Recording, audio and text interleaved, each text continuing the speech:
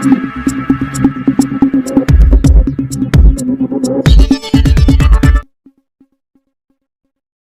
દર્શક મિત્રો, સૌરાષ્ટ્ર ધારા ન્યૂઝમાં આપ સૌનું સ્વાગત છે। સમાચારમાં વાત કરીએ તો ધારી બગસરા ખાંભા વિસ્તારમાં પડેલ કમોસમી વરસાદ અને ભારે પવન સાથે મિની વાવાઝોડું ફૂંકાયું। ઉનાળુ વાવેતર અને બાગાયતી પાકોમાં મોટા પ્રમાણમાં નુકસાન થયું। સર્વે કરી ખેડૂતોને વળતર આપવા ધારાસભ્ય જેવી કાકડિયાએ રાજ્યના મુખ્યમંત્રીને પત્ર પાઠવી રજૂઆત કરી।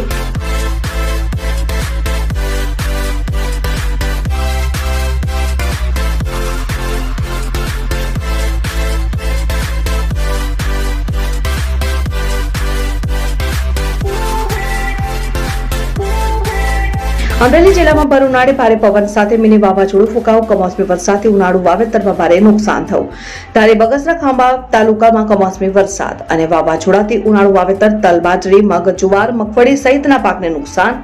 ખાંભા અને ધારી તાલુકામાં બાગાયતી પાકમાં કેરી અને આંબાના વૃક્ષો ધરાશયી થતા નુકસાન થયેલ તો ઘણી જગ્યાએ ભારે પવન ફૂંકાતા મકાનોના નળિયા છાપરાઓ પણ ઉડી જવાથી નાના ઘરમાં રહેતા લોકોને નુકસાન થયું હોય તો આ નુકસાનીનું તાત્કાલિક સર્વે કરાવી યોગ્ય વળતર સહાય આપવા રાજ્યના મુખ્યમંત્રી ભૂપેન્દ્રભાઈ પટેલ અને મંત્રી શ્રી કૃષિ રાઘવજીભાઈ પટેલને ધારી વિધાનસભાના ધારાસભ્ય જેવી કાકડિયાએ પત્ર પાઠવીને રજૂઆત કરી તાત્કાલિક વળતર આપવાની માંગ કરી। અશોક મણવર, અમરેલી।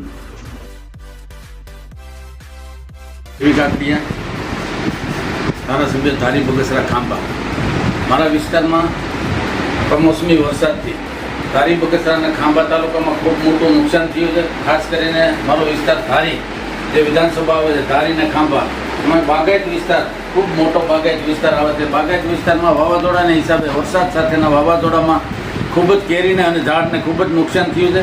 તો મુખ્યમંત્રી સાહેબને રૂબરૂ રજૂઆત કરી છે અને તાત્કાલિક આનું સર્વે કરી અને ખેડૂતોને યોગ્ય વળતર મળે એના માટે રજૂઆત કરી છે। તો તાત્કાલિક અસરથી આ સર્વે થાય એના માટે મુખ્યમંત્રી સાહેબને વિનંતી પણ કરી છે। તાત્કાલિક શરૂ થાય એના માટે પ્રયાસો કરી રહ્યો છું।